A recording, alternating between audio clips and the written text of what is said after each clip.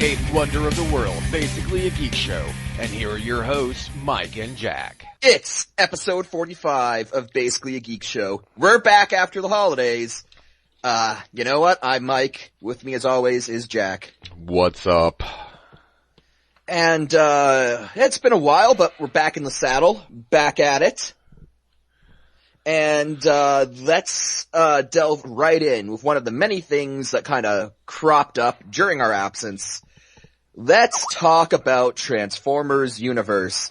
We've covered this a few times on the show. For those unaware, Transformers Universe has been in, development for, I want to say at least, since 2010.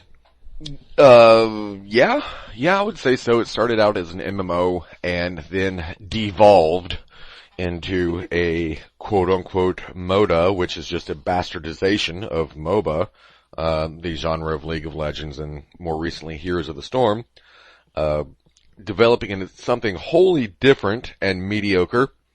Mm-hmm. And yeah. You were in the beta actually, correct? I was, yes. Yes, that's right. We talked about it on the show. Yeah. Yeah. Okay. So it was officially unveiled at BotCon 2011. So was in development for a while, a couple of years there. Switched genres midway through, as Jack pointed out, and they never really seemed to know what they wanted it to be. The aesthetic was very Transformers Prime-esque. And in fact, I've seen interviews, and I know I talked about this on the show before, that there were interviews where, people were bring up the fact that, by the time this game comes out, the Transformers Prime show will have been taken off the air. Are you concerned about your game kind of being based off of outdated media? And they were like, no, it's no longer based on Prime.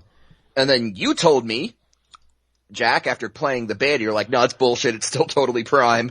I mean, aesthetically, it's still completely Prime. And there were a couple of other things too that kind of made me think that, though I forget now what they were months, Well, you're telling me that like the main Autobot base was basically the Autobot base from the show. Oh, yeah, it was. The thing is though, okay, it didn't make any direct references to Prime, but aesthetically, anyone who played it was going to think it was Prime. And the thing is, okay, it wasn't based on Prime, so it really wasn't based on anything. It was just kind of free-floating out there in the ether. Like, who's going to want that? Well, again, this was another big problem with it. They didn't really know what they wanted to do. They wanted it to be, because when they switched it from a MMO to a MODA, right? It's a MODA? Yeah, what it was? MOBA, but whatever. It's a MOBA, fucking... MODA, whatever. Yeah, it's a fucking junk. One of the things with lanes that you have to capture. One of them, they're lane games.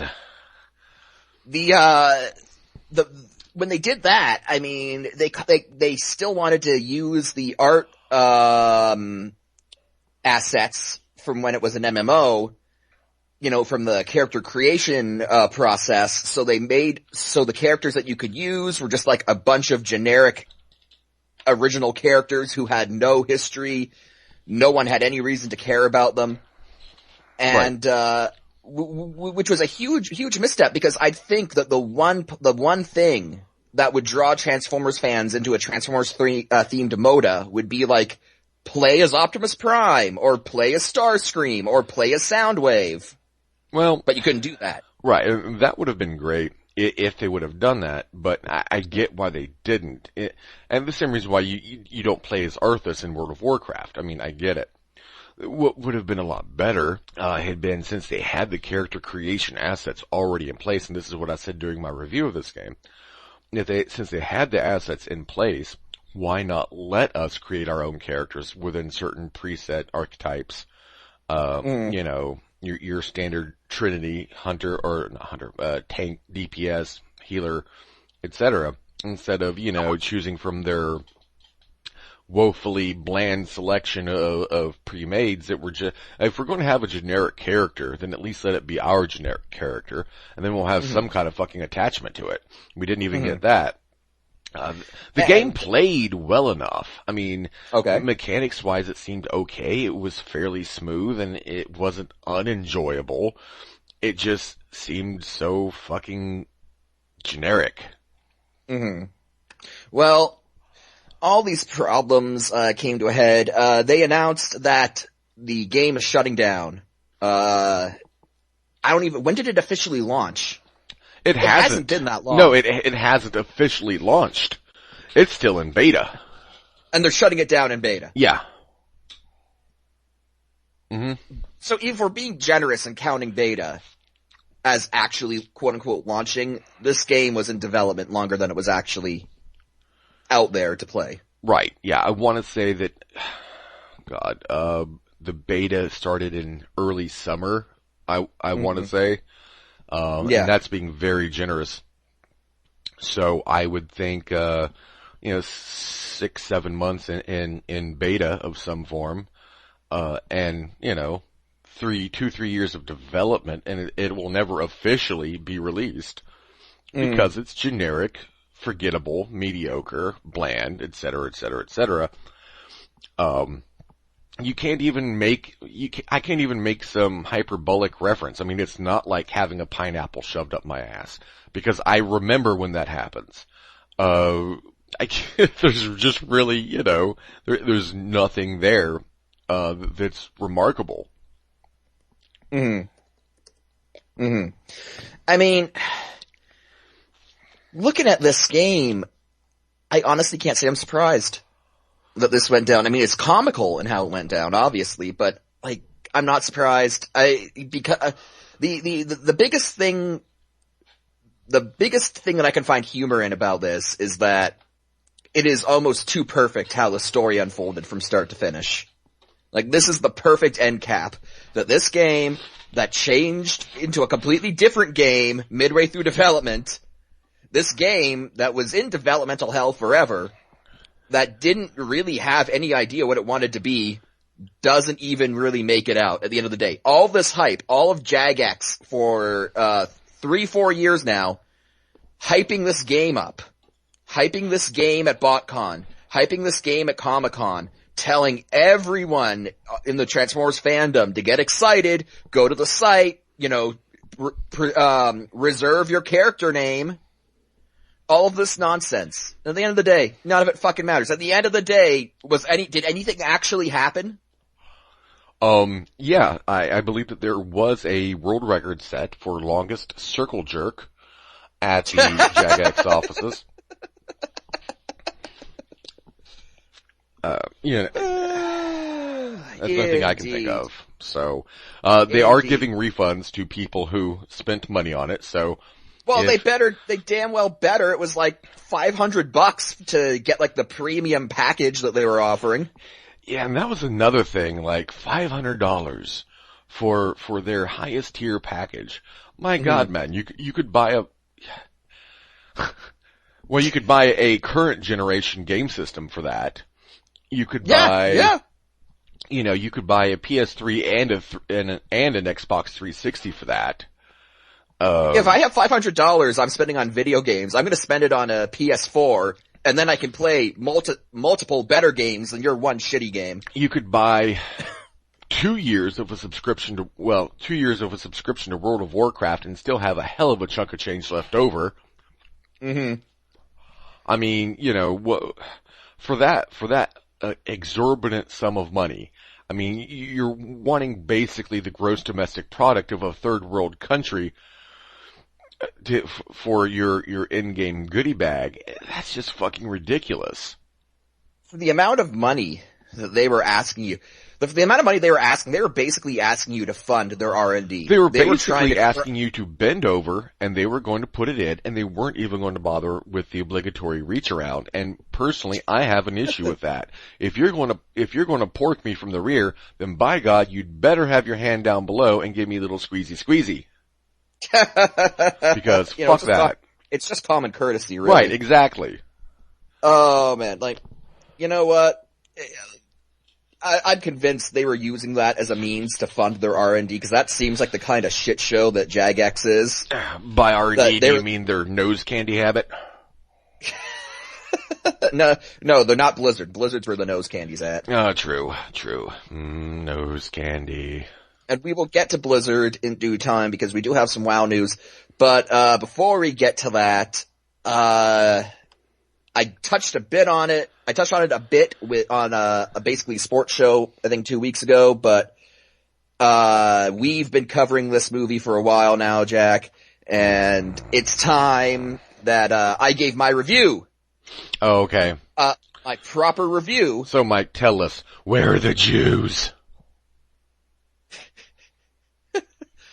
Exodus Gods and Kings. Batman, Christian Bale plays Batman, who plays Moses. Indeed. And,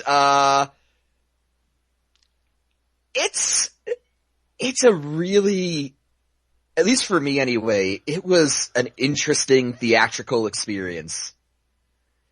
'Cause at the end of the day, they're turning one of he is the chief prophet of my religion, and they're like, you know what? He'd probably make a good action hero. So now, okay. Was this the comedic gold that we hoped it would be? Or is it just... It was in places. It was in places.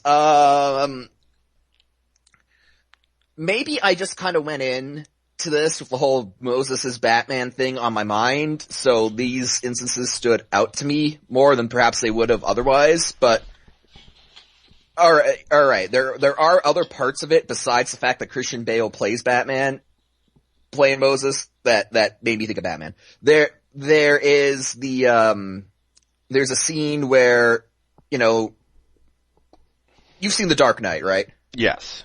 Okay, in The Dark Knight, the Joker's plan, or at least part of his plan, is he says he's gonna keep killing people in Gotham until Batman turns himself in. Right? Well, there is a point after Moses returns to Egypt to free the Jews where the Pharaoh, Ramses II, is like, I'm going to kill a Jewish family every day until Moses turns himself in. And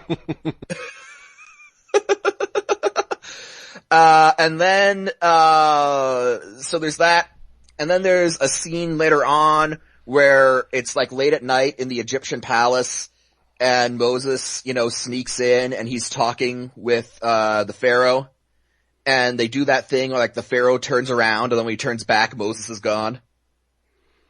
I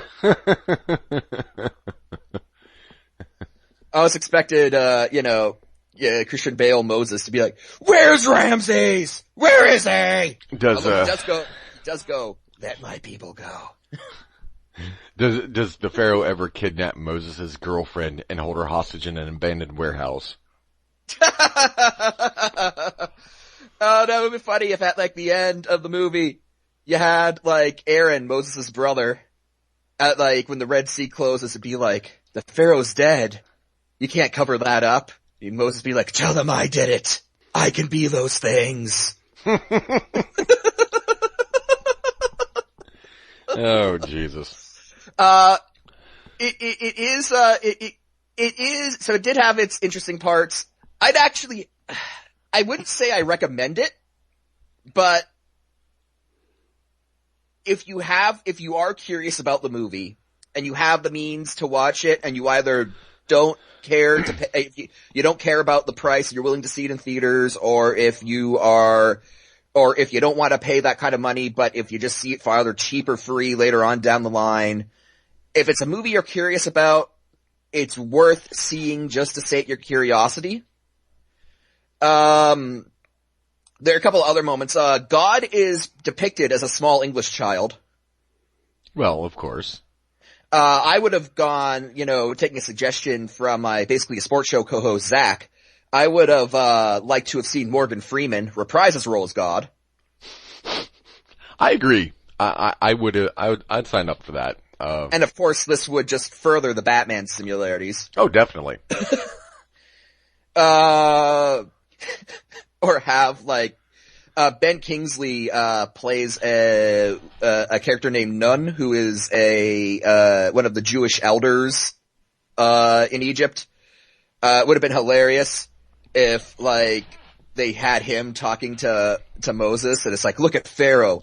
Look at his technique, his resolve. You can't beat him. And then we could have had Pharaoh Bane. Nice. But,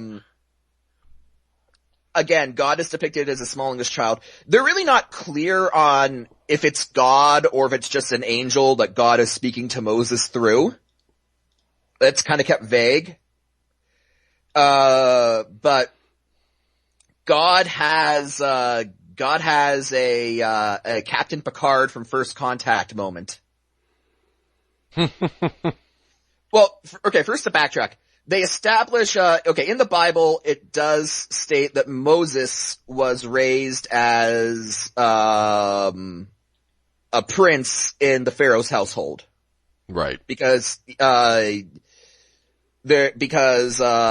Pharaoh, fearing that the Jewish slaves were becoming too numerous, ordered the death of all the firstborn Jews, and so Moses' parents kind of spirited him away, and then he was found by, one of Pharaoh's daughters who raised him as her son. So, like, it's in the Bible that Moses was, quote unquote, a prince of Egypt, to name drop that animated movie.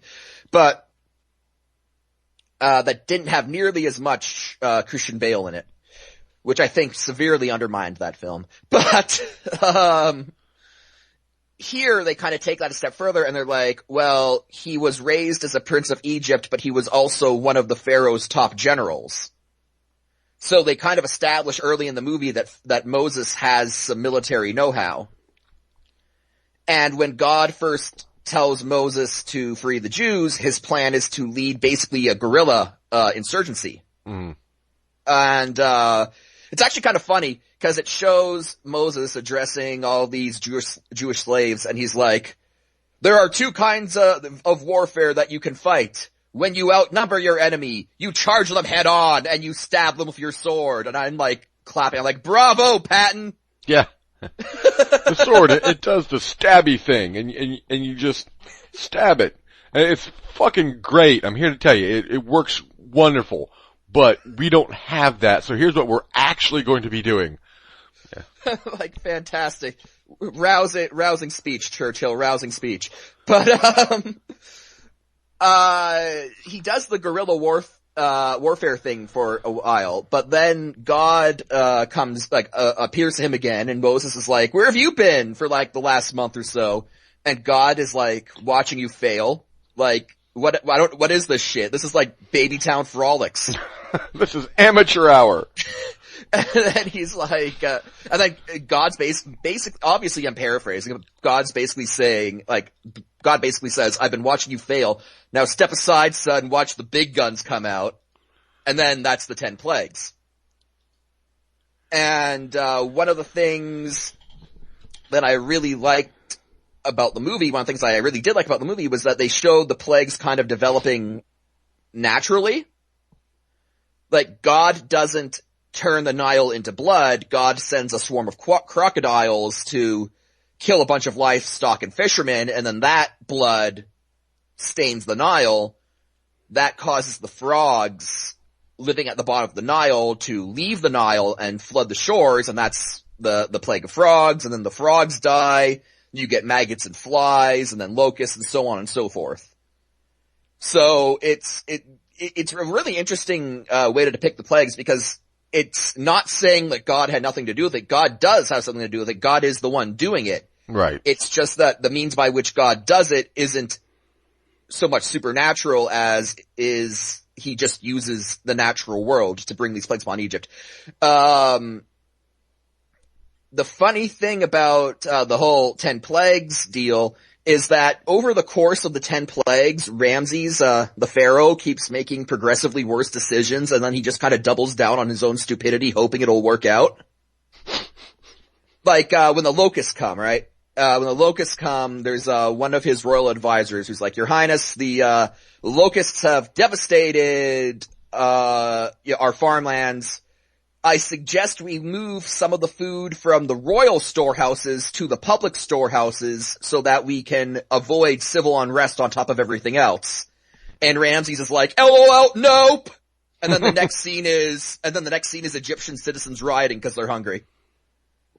Nice. And Wonderful. so it's like, Ramses just has this like, as a character, he's got like this really, it's that special kind of confidence that only the truly stupid possess. Ah, yes. Kind of like us. No, not at all. But he just keeps doubling down on bad decisions, but he's so confident that he just thinks it's just naturally gonna work out. And so, you're kind of watching it, it's like, geez, guy, like, maybe it's time to put down the pharaoh hat, stop making decisions for a while, cause, they're not going well. Like when, Moses first starts his insurrection, his response is to send troops into the slave quarters and just slaughter people indiscriminately. It's like you've already got a slave population that's on edge and prone to rebellion. That's really reinforced the fact that they hate you. Like, makes sense to me. Bad decision making. But getting back to God and his Captain Picard from First Contact moment, so the 10 plagues are happening. And then God tells Moses what the 10th plague will be, and that is, of course, the death of the firstborn in Egypt for all Egyptians. All the firstborn children. And Moses is like, no, you can't do that. That's going too far. That's going too far, you can't do that. And God kinda he has this Picard moment, and he goes like, he's like, these people have enslaved my chosen people for 400 years, and I will make them bow down before me in suffering because of that. Seems reasonable. And it's like, oh, okay, no, they nailed Old Testament God. Well, the thing is, it's kind of like, okay, well, what was he doing for that 399 years? Actually, Moses asks him that. Like, where have you been for 400 years? Oh, vacation in Bali, playing skee ball in New Jersey. Yeah. But no, God actually never answers that. Moses is like, well, where have you been then? If you want them freed, where have you been for 400 years? And he's like, you shut up. that's like a thing, so you're just gonna listen to me now. God stuff. I was doing God stuff, And, so that's his little, that's God's Picard moment. And then, I mean, it pretty much just plays out. The big problem with it is that it tries, just by the nature of the movie, it tries to inject action scenes where there really shouldn't be any. Like, they try to have a battle during the crossing of the Red Sea. Okay. Like, they try to have a battle between, Moses and the Pharaoh's forces. And it's kind of a bullshit thing, cause, like, they're in the middle of it. Basically, Moses tells Aaron to take the Jews to the other side. He's like, no, I'll stay here. Just go, leave me! And, he and Pharaoh, who have had this personal rivalry like the whole movie, it's actually pretty much stated, before everyone finds out that Moses is a Jew, Ramses, his father, Seti, who's played by John Turturro, by the way, basically says to Moses that if he had his choice, he'd have Moses succeed him as Pharaoh because he'd do a better job than Ramses, who's just kind of an insolent kind of punk ass. Right. And so, a lot of this is just, Pharaoh, Ramses having this really inferiority complex when it comes to Moses just in general. And then at the end of this film, like, they're about to, like, fight each other in the middle of the Red Sea when the waves come crashing down, and both survive. Like, no, there's no way that happens. Sure. No. No, I mean, come on, let's be realistic here. I mean, why the hell not? And then, Moses pops up, on the shoreline, and he's going to Aaron, and he's like, there's going to be a long walk ahead. And it's like, yeah, cause you don't know where the fuck you're going. It's like, we have a long journey ahead of us. Basically, it's gonna be a schlep. So yeah, Moses takes out this, like, novelty map that he got when he went to see the pyramids. Yeah, no, it's right over here in the map. Like the line's just one big circle. Oops. Yeah. The last scene actually is, it shows, Moses going up and he's carving the 10 Commandments. And the one thing, like I did think the way they depicted the plagues was cool, but I think that the one thing the movie absolutely got right, which all Batman as Moses jokes aside, I have to give the movie props for, is that I think it really did have a functional, respectful knowledge of sort of I tripped over my words there. It had a functional, respectable knowledge of the relationship that Jews feel they have with God. And they mention it very early on in the movie, actually, that the word Israel, actually, in Hebrew, means he who wrestles with God. And the idea is that, and they kind of sum that up when Moses is carving out the 10 Commandments, and God goes, "I've noticed you don't always agree with me." And Moses goes, "No, I don't." And that's sort of the thing. There's a contentious relationship between Jews and God. And it's kind of a hard thing to describe to someone who hasn't, I guess, grown up in the religion or studied the religion, the theology, but I think they did a good job kind of doing that. They kind of nail, considering the fact that Ridley Scott is not Jewish, I thought it was really interesting that he actually kind of nailed that aspect of the theology down, that there is a very theological basis for the Jewish concept of how we quote unquote wrestle with God, because there is that, there's a bit of contention where when it comes to that, you know, when we are taught how to study the Torah, we are taught to assume that nothing really is face value, more or less, and there's a whole Jewish academic tradition based off the idea of critiquing and analyzing the Bible, and just and I mean, there are entire books written by rabbis and Jewish philosophers where it's just every stanza in the Bible has its own like 5-page tract on, you know, what it means and what this means or what this could mean. So it's for a movie that was basically just looking to cash in, like basically just use Exodus as a means to tell an action movie, I thought that some of the theological aspects they actually managed to get right. So that was a pleasant surprise. So now, from a stylistic standpoint, I know, like, looking at the trailer and everything, it kind of had a bit of a 300 look to it. Was that the case in the actual movie? No. Okay. No, not at all. Not at all. It actually, it's more, and this isn't really a surprise considering that's the same director, but it's more Gladiator than 300. No. Oh. So yeah, no, there's no start, stop, slow motion. That sucks. Yeah. This is Egypt! Although, I now say that, we should get Christian Bale as Moses, Russell Crowe as Noah from that Noah movie that they did, and then get that guy who played Jesus in The Passion of the Christ, and have, like, religious Avengers. No, we need a new Jesus origin story.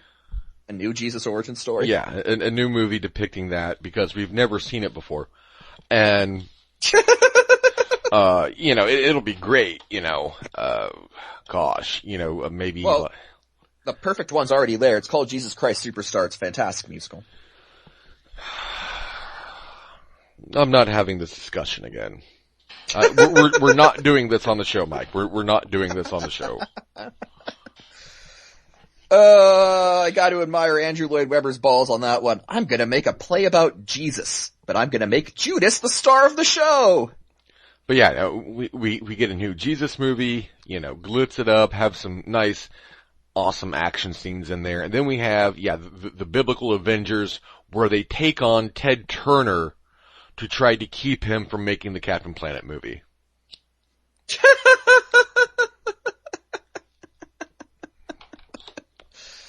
Although I just thought it would probably be more a biblical Justice League, though, because I have a feeling that Noah would basically be like Aquaman.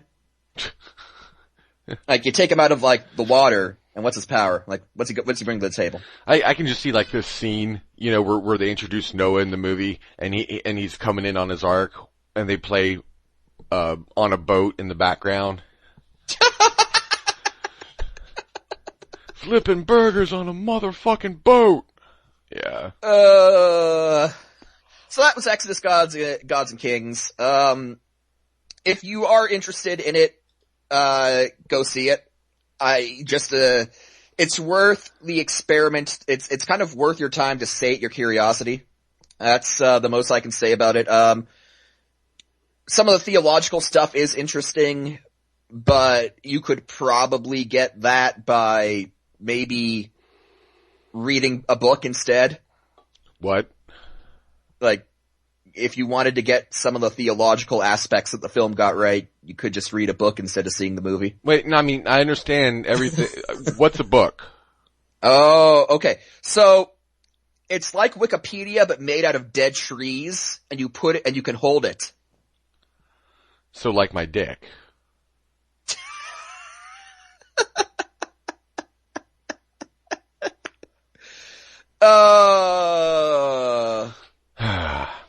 So yeah.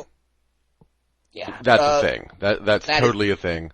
And yeah, we always kind of figured this movie would at least have some over-the-top comedic value to it, if nothing else. Another Batman thing. At one point, Moses talks about vengeance. And I almost broke out laughing in the theater, expecting him to go, "I am vengeance. I am the night. I am Moses." Yeah. Harvey! So many missed opportunities. So many missed opportunities. They should have had Aaron become Two-Face. Well, yeah. So, I mean, you know, we pretty much got what we were thinking of with that one. Which is good, because we were expecting it to at least be somewhat decent. The only way it could have really botched had been if they tried so hard to make it, like, historically accurate, that it just came off as just, you know, you can't do a for real serious businessy Bible movie with Christian Bale as your protagonist. You're just not going to have that, especially if you have him doing the fucking Batman voice. I'm convinced that's the only voice he knows how to do, because he did in the John Connor Terminator movie, Terminator Salvation, he played, Christian Bale played John Connor, and he did the entire movie with the Batman voice. And then, when it came to, Public Enemy, where he played the FBI agent who arrested John Dillinger, that FBI agent was Southern, so Christian Bale basically did the Batman voice with a Southern accent. Makes perfect sense. So I'm convinced that's the only voice he knows how to do. Which, I mean, you know, I'll give him props. I mean, I am Southern. I have a little bit of a Southern accent. Even I can do the Batman voice, but I couldn't do both, I don't think. Where are the drugs? Y'all. I don't know. It doesn't seem to work. I don't know. Yeah. You know, I don't know. But, moving on to things that we have no high expectations for. The fucking Ant-Man trailer. Do you want to talk about World of Warcraft and we can just lump all the Marvel stuff in? Later on? Sure, why the fuck not? So, World of Warcraft. Datamined, Grom Hellscream, shows him as being green. Now, for those unaware about the wider Warcraft history, basically in the Warcraft lore or canon, if you will, orcs are naturally brown or gray if they're Blackrock orcs. But what ended up happening in the main timeline, they all turned green when they drank the blood of Manaroth, who was a pit lord in service of the Burning Legion. Now, since Warlords of Draenor goes back to an alternate past version of Draenor where the orcs haven't, drunk the blood.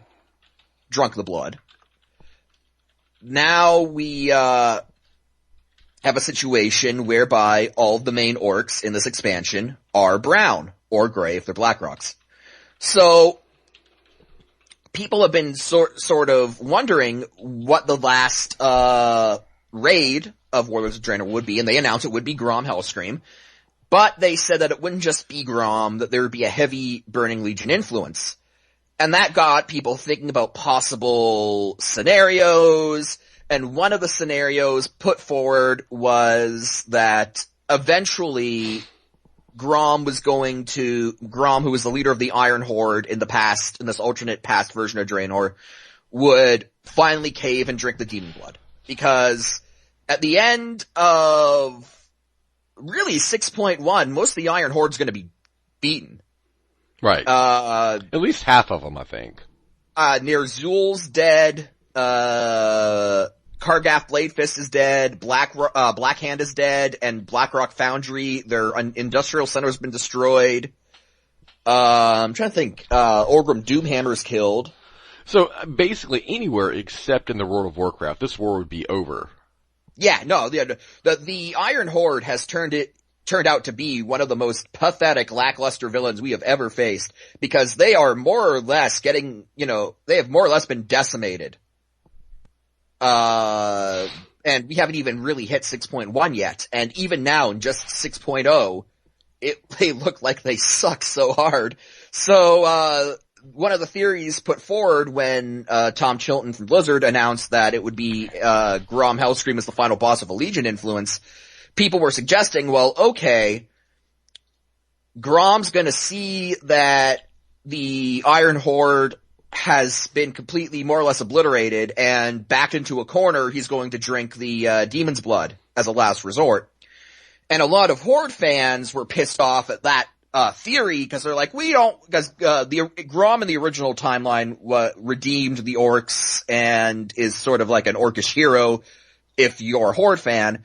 And so a lot of Horde fans are like, we don't want to kill Grom a second time, he won't do that. And then, well, we've got datamined stuff that shows the Warlords of Draenor model for Grom Hellscream, and he's green. So that pretty much confirms it. Grom's gonna drink the demon blood, and we're gonna kill him. So you know what, Horde fans? Suck it. Suck it. You get to turn, this great Horde hero, who, by the way, even in the main timeline, even if he did redeem the orcs, was still a gigantic asshat. Yeah, no, he was totally a fucking douche. Even then. So enjoy using, this great hero of yours as your loot pinata, cause I'm gonna get immense satisfaction out of it. I'm not. And not for that reason. I'm just tired of orc bosses at this point. To me, okay, yeah, it's great, the Hordes are cute, and, Grom, no. That's fine, but it's really kind of a Pyrrhic victory, because it's like, alright, so we're beating up another fucking orc. I'm hoping we'll get some kind of, the whole green Grom thing is kind of disappointing to me too. I had at least hoped you would see some kind of I don't know, heavily mutated Grom, kind of like what they did with Garrosh. Except when he got all hopped up on old god juice, and he was all bubbly and gross. Maybe Pit Lord Grom or some shit like that, just some kind of hideous mutation of Grom, to where it was Grom in name only, basically, but it was really something else altogether. You know, them saying it's not going to be just Grom. No, it kind of is. You just palette swapped him.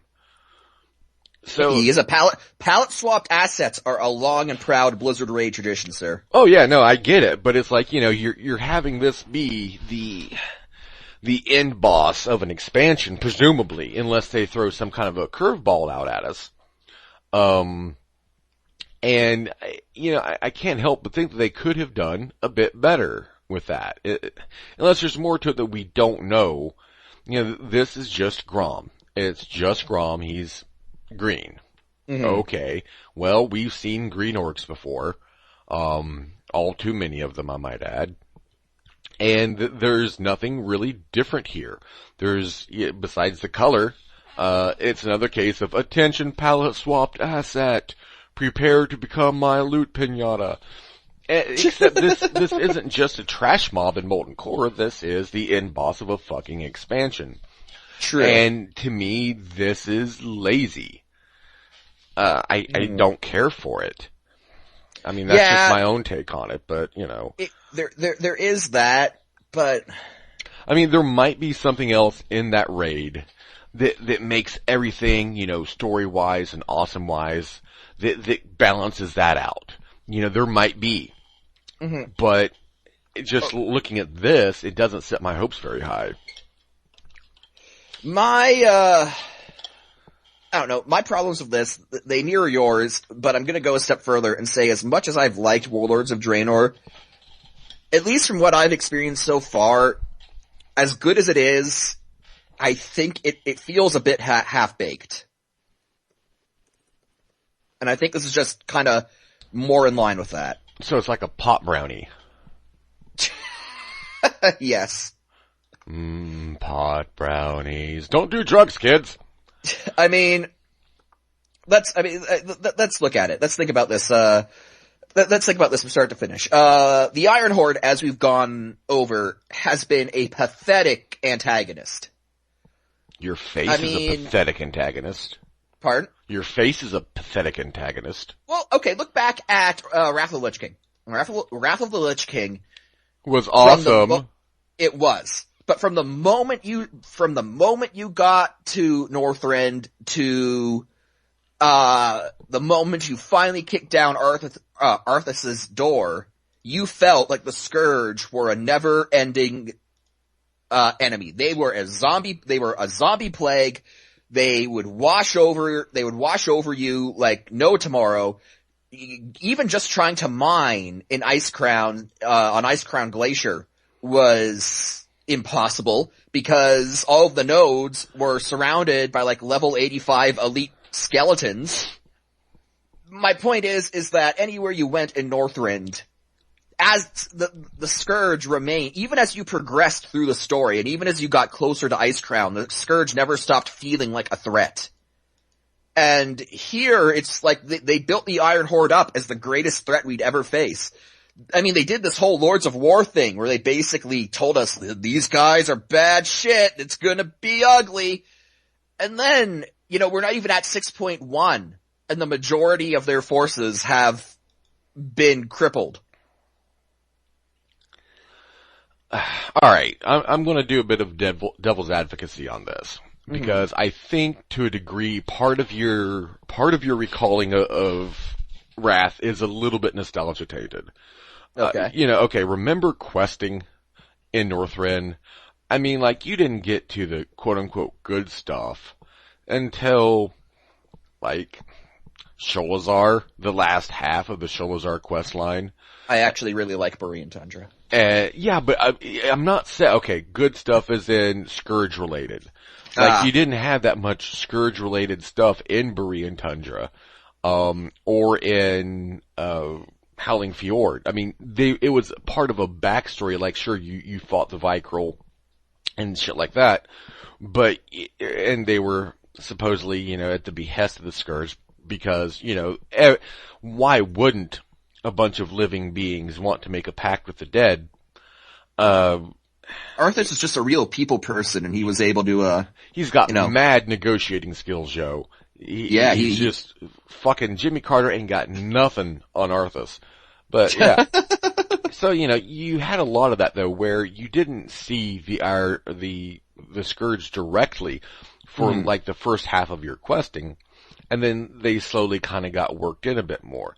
And Draenor seems to be a bit more like that. Now, could it have benefited from more Iron Horde, have them a bit more visible?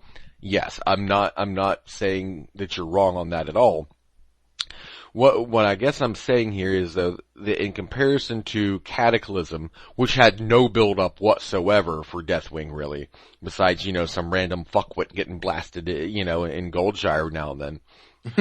And then Pandaria, where the build-up was better, but still disjointed because you had the first half of the expansion that was completely all like, new land, just out of the mist, explore, and know the culture. Yeah, and pandas, and know the culture. And then the second half, which was war.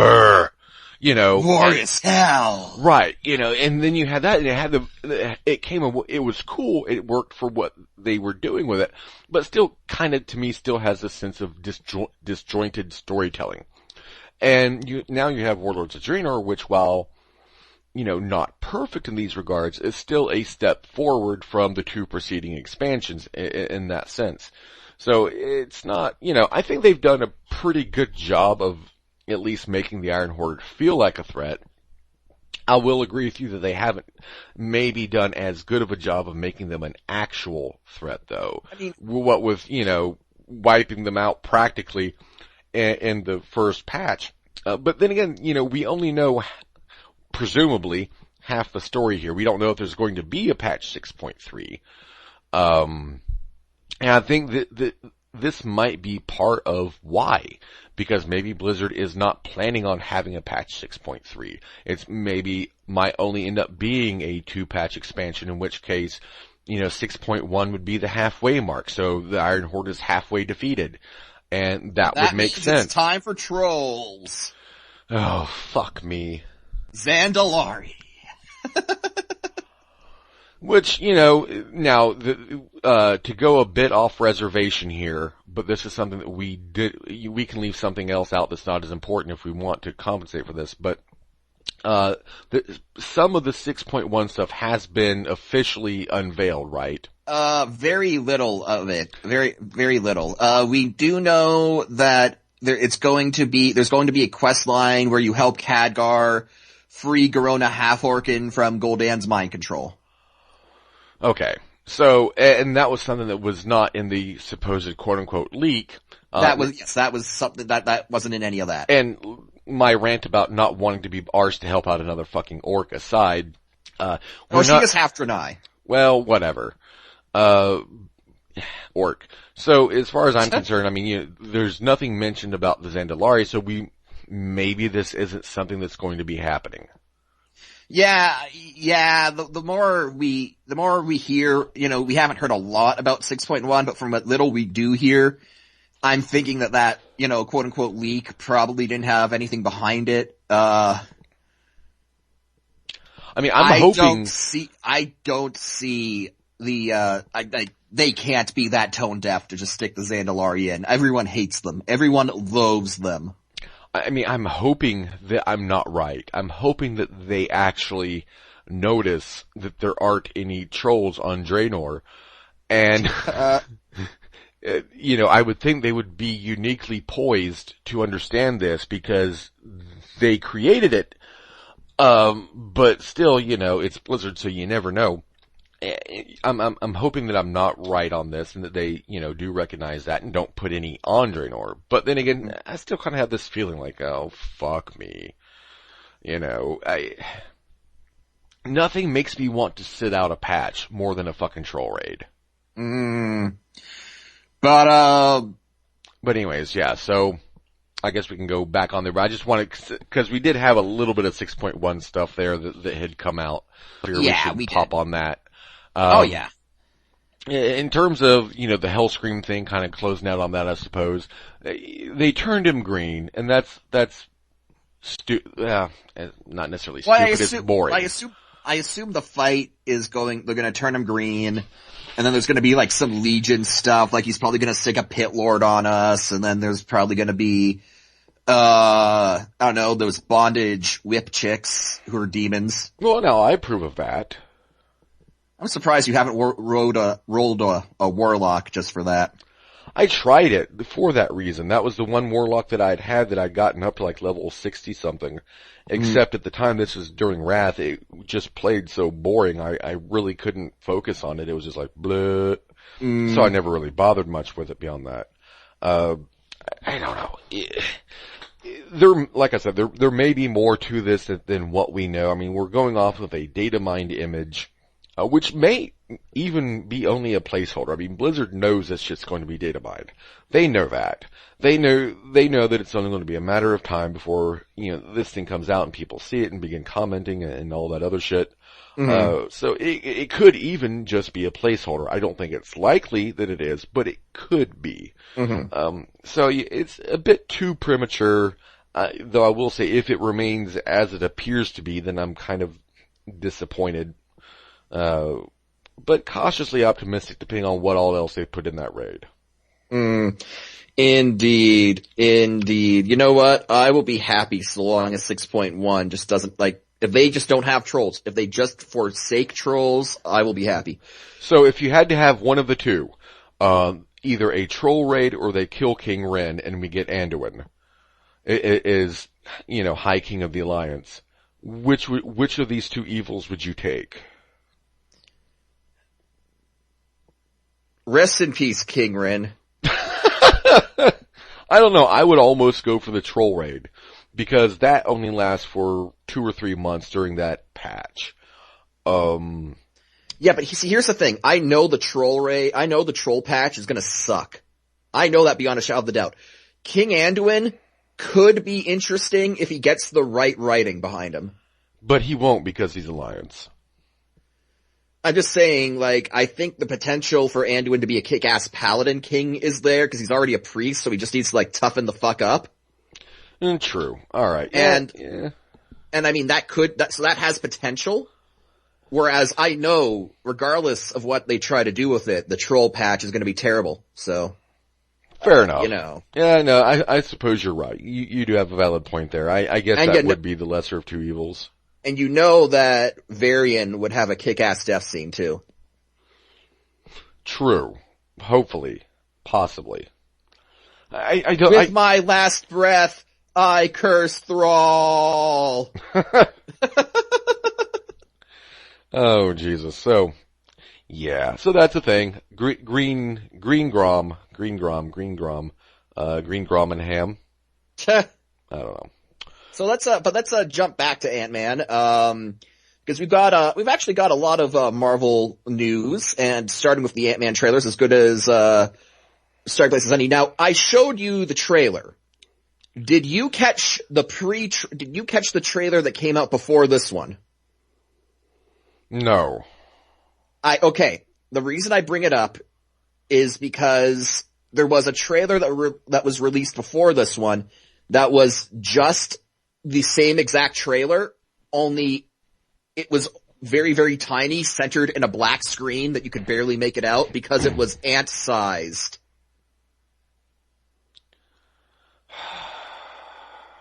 And then later on, a few days later, they released it in full size, and that's the trailer.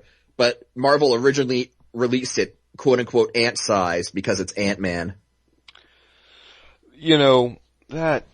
Jesus Christ. I think that's a case of Marvel just getting high off the smell of their own farts at that point. I think that's a case of Marvel not knowing what the fuck they're doing. Mm-hmm. I mean, okay. Gimmick, yeah, we get it. Promotional stunt, we get it. Stupid, I don't think they got it. What good is a trailer if you can't fucking see it? And I'm sure they could have thought of something, I mean, I don't know. But, yeah, so let's get to the actual trailer that we were able to discern. What did you think, Jack? Well, I watched it not long after waking up, and it just basically made me want to go back to bed because it was boring. It does, I mean, it's got Inception music, it's got every trailer trope that's been beaten into the ground for the last 5 years. The dramatic, it's like, you are meant to be more than this. And, I mean, I get the feeling that they recognize that there is some comedy in the concept where, Paul Rudd's character goes, is it too late to change the name? Right, and, Paul Rudd is a good actor. He is a funny guy, and that's all well and good. I don't think he's going to make this movie worth watching. because it's fucking Ant-Man. And every time, like, we have these discussions, I keep saying that, because it's fucking Ant-Man. And to me, that just kind of trumps any kind of pro this movie argument that I could hear. It's fucking Ant-Man. Guardians of the Galaxy, while mediocre to me at least, was, at least, since they were scraping the bottom of their fucking barrel to find something to throw out there, they at least found something that wasn't fucking Ant-Man. Mm-hmm. I mean, at least the concept, the underlying concept of Guardians isn't completely, utterly laughable. Mm-hmm. And, I understand that Marvel probably to a degree, agrees that it is laughable, and that's why this movie is rumored to have much more of a comedic bent than some of the others.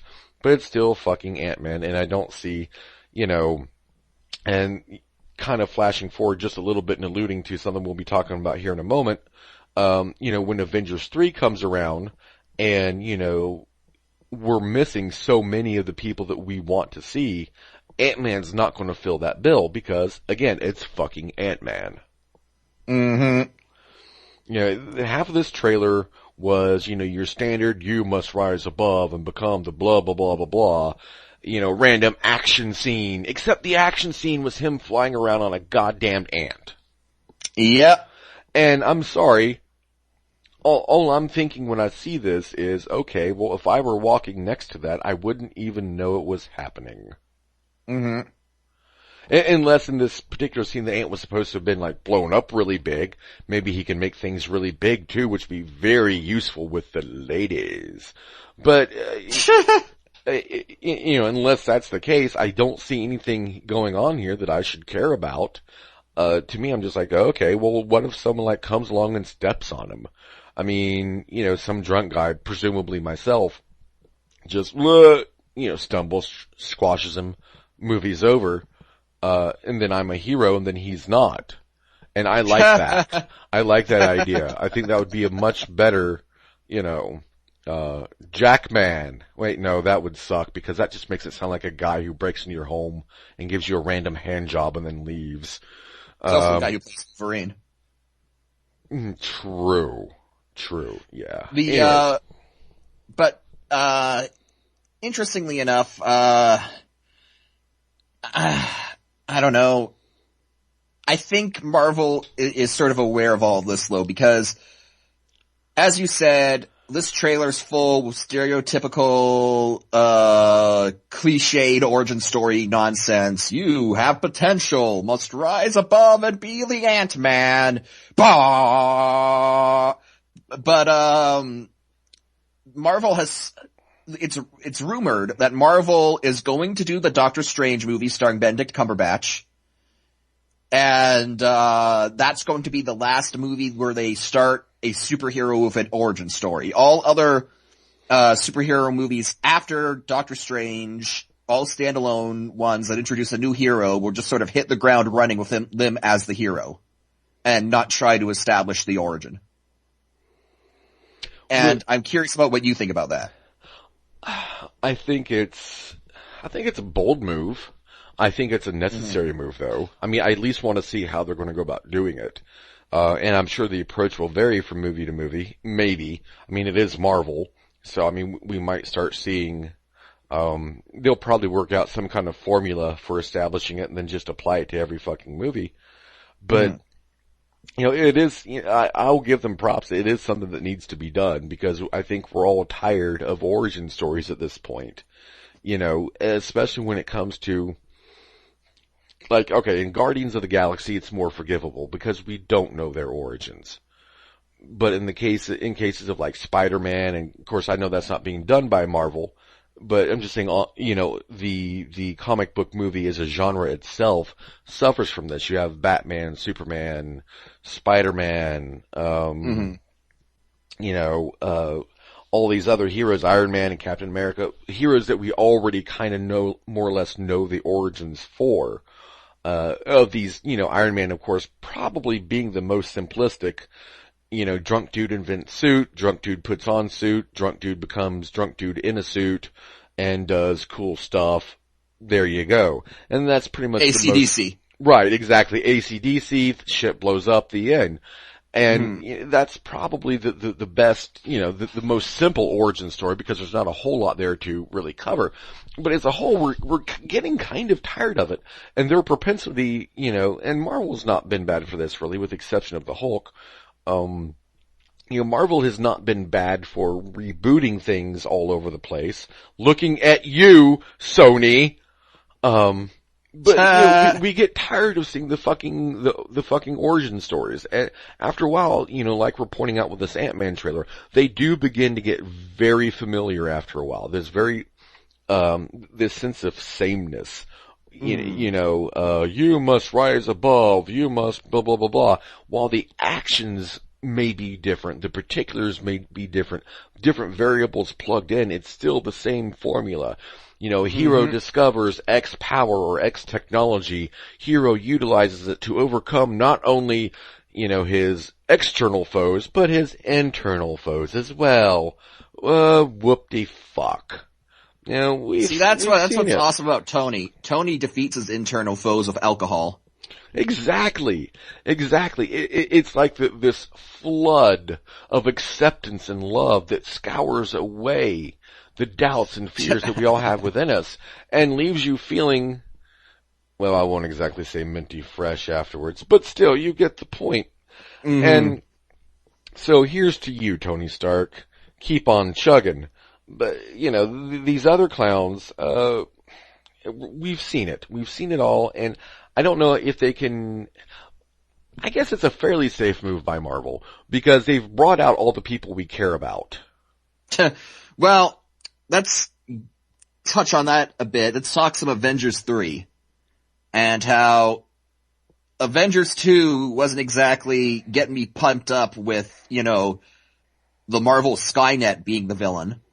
Right. But, Avengers 3 promised, Infinity Gauntlet, Thanos, cosmic shit going down.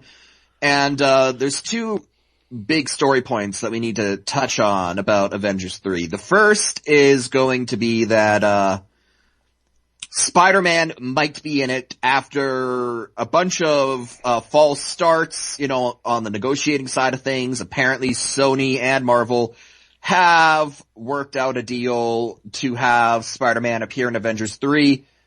He will be played by a new actor, so they're just gonna replace Andrew Garfield, which is a shame, because I thought he did a good job with it. He certainly wasn't the issue with the last Spider-Man movie. And, so they're just gonna get him in, they're just going to get Spidey in Avengers 3 with a new actor. Of course, this probably does mean that if we get a full-on Spider-Man, Marvel series, we probably will have to reboot it again with the new actor. Well, whatever. Spider-Man will, again, nothing's been confirmed. It's just a rumor, but the rumor is that there has been a deal that has been reached. Spider-Man will be in Avengers 3. Now, let's talk about who might not be in Avengers 3. It's real simple. I mean, we can cover this in one sentence. Do you care about said hero? Yes, they won't be in Avengers 3. Apparently Thor is going to, get sent to space jail. Captain America's gonna get taken out by someone. And then what was the thing given for Iron Man? He just ends up in fucking space somewhere, presumably too drunk to know where he's at. Tony Stark basically gets lost in space, probably in one of his armored suits, and, probably one of the models that has, like, one of those water bottles that they use to feed rabbits, but it's, like, full of booze. And it's just, like, jury-rigged in the inside of his helmet. and it's just Iron Man flying around space. So, apparently, at least the first part of it, because Avengers 3, it's gonna be Avengers Infinity Wars, is going to be split into two movies. And, apparently, at least for the first film, the main Avengers team won't, have an active role in it. Thor, Captain America, and, Iron Man will all be out. They will not be in it. They will be, missing, and maybe that means that the plot of that first part is just going to be them trying to, the B-list Avengers trying to find the guys. Trying to find the main guys. Oh my god! Help us find someone competent. What we're probably looking at, in terms of Avengers 3, like the B team, Ant-Man probably. Possibly Star-Lord, maybe a few other people from, Guardians of the Galaxy. Quicksilver, Scarlet Witch, they're gonna be introduced in Avengers 2. And, maybe Black Panther, if his film's out by then. I assume, yeah, it will be. Though now the question here is, okay, so we won't have Steve Rogers in Avengers because he dead! Yes. Yes. Spoilers! But, that doesn't preclude the possibility of Captain America. Well, it could end up just being Bucky. Well, they're probably going to do what they did in the comics, and that is Steve Rogers is going to die, and then they're going to have Bucky Barnes become Captain America. So, we might have a captain, just not the captain. The thing is, of all the B-listers, and you know what? In comparison to fucking Ant-Man, and that's his new name right now. Fucking Ant-Man. That's the new name. Compared to fucking Ant-Man, having Star-Lord head up like this new Avengers crew seems like a pretty damn good idea to me. He's certainly the most tolerable. Yeah. But that's sort of this is the problem that Marvel's going to run into, because I assume that a lot of these changes are being made because, well, actors have contracts that are coming up, and they either don't want to renew them, or they want too much money. So they've got to find a way to, deal with that and get those characters out of the movies.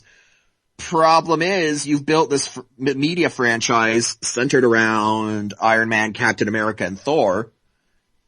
And I don't think Ant-Man, the Scarlet Witch, and Quicksilver are going to, be able to slide into those empty slots and carry on just as well as the previous team had been doing. Slide into the empty slots. Oh yeah, son. But no, I don't think they are either. None of these heroes that they're going to presumably have in Avengers 3 have like a 2 or 3 movie build up to them. We're not as accustomed to them. Now maybe this is supposed to come out in 2018? 2018, 2019 for Infinity Wars 1 and 2, yeah. Okay. So, we may have, some of these guys may have more movies under their belt by then. I kind of doubt it. We might end up getting like a Guardians sequel and maybe a fucking Ant-Man sequel. But, I don't see anything, else being, having time to really mature to that point. We know we are going to get a Thor sequel. We're getting Captain America: Civil War. Well, yeah, but they're not going to be in Avengers 3 unless they use those movies. Unless like Captain America and Thor are only there for title screen reference to get people into the seats so that we can hear all about these other guys. We're not having these movies in Avengers 3, so a lot of these B-listers, they're not going to have the same, build up that, Thor and Iron Man and Captain America have had. They're basically streamlining the process for better or for worse by saying, okay, you get your movie, now you're in Avengers. There you go. Yeah. And, I can just tell you right now that the, Marvel Cinematic Universe of Quicksilver from the, promotional images and from the, trailers that I've seen kind of looks like a dweeb. So, and really, I still don't know how you can have Quicksilver without Magneto, but they're gonna try. We've beaten that one to death, so I'm not going to go into it again, but, I know. It's whatever. Frankly, I really don't care. I don't care enough about Quicksilver to care what the fuck they do with it. Well, that's your forecast for Avengers 3. Spider-Man possibly in it. Everyone else not. And yeah, now, there are a couple of other possibilities, some of the names have been, you have Doctor Strange, of course. Mm-hmm. Which, Booty Dick Cunty Snatch, as I call him. He's good. That could be interesting, I suppose. Mm-hmm. Daredevil. Daredevil is, he's got that Netflix, TV show. Right. Well, I don't think, it's not out yet, but it's going to be coming and presumably be going on, while this movie, is doing its thing. So, that's a possibility, though. Again, Daredevil's kind of one of those, can't really muster a whole lot of fucks to give on that. But, I'm just throwing him out there as, as potential. Yeah. I mean, it depends on how many, how much of a connection they want to make between, their TV properties and the film properties. Obviously, Agents of S.H.I.E.L.D. has a lot of references to the films, but I guess my thinking is when they're casting, say, the Daredevil TV show, casting for a TV show is a lot different than casting for, a movie. And it might be one of those things where it's like, well, the guy that we got for, the movies, for the TV show, maybe we don't exactly have a lot of confidence in him as a movie star. So it's one of those issues, I guess. I would think that, though, they would have that in mind when casting. Mm-hmm. Like, because just Marvel doesn't take a dump without a plan. Mm-hmm. They've anticipated all of this shit, so I would guess that, they kind of had that in mind when they worked out the deal with Netflix, and that's being considered with casting. Mm-hmm. I would assume. But, so, whoever we are getting in Avengers 3 Part 1, and I'm there with you on the whole, why is Avengers getting 2 movies, and Marvel Civil War only gets, I'm there with you. But whoever we're getting, it's not going to be who we're accustomed to seeing, and change is, of course, categorically bad. It should be avoided if at all possible. Especially if it's a case like this of if it ain't broke, don't fix it. I mean, I know contracts and everything. I get it. But, if possible, try and renegotiate. Of course, maybe they have and it just hasn't worked out. I don't know enough on that end of things to really say. I know, like, Robert Downey Jr. himself, said that he thought that superhero movies were getting a bit stale. So maybe it might be a case, or at least in his situation, I know not Chris Hemsworth, the other Chris who plays Captain America. Yeah, whatever, that guy. Yeah, Captain America guy. What? Chris Evans. Chris Evans, That's right. It. Chris Evans, has said that after he does 5 movies, he's done. And apparently, like, he's like 5 movies and then I'm done. And then, Robert Downey Jr. is going on about how he thinks superhero movies are a bit stale these days. So it could be a case where, maybe they're just like, we want to do other things. Well, Robert Downey Jr. can do other things. Chris Hemsworth can do other things and has been doing other things. Chris Evans, on the other hand, he might end up wanting to get that shield back. I'm just saying. Not necessarily. It could be a case where, if he saved his money from all the Avengers and Marvel crap, then he might not have to do anything. True, but I don't know. These things have a way of kind of not panning out in that way. I mean, look at Liam Neeson, for fuck's sake. Are you guys ready for Taken 3, Get Takener? Yeah, get more Taken. If you were any more Taken, you would be really fucking took. That's how fucking taken you would be. You would just be fucking took. Yeah. Or TAC3N. TAC3N. Yeah. Yeah, I've seen that's how they're doing it. Yeah. Because numbers and edgy, hey, it's not as bad as the new, like the logo and the font for the new Terminator movie. Genesis? Yeah, Genesis. Yeah, no, stop misspelling words, movies. I would have loved it if they had actually spelled it correctly and done like the logo just so, and then end up with a fucking lawsuit from Sega. That would have been epic. And then of course Sega. No, well, the thing is, like, Sega sues them, and then God sues Sega. I don't think Sega can afford to sue anyone. I don't think they can afford not to, because they need money somehow at this point. But yeah, so that's that.